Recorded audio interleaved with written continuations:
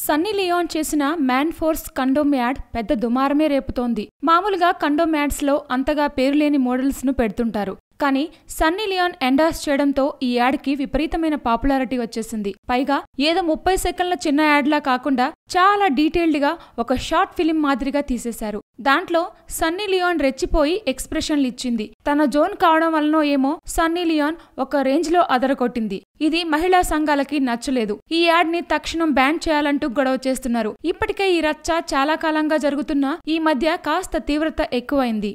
దీంతో ఈ గొడవ పట్ల సన్నీ స్పందించింది.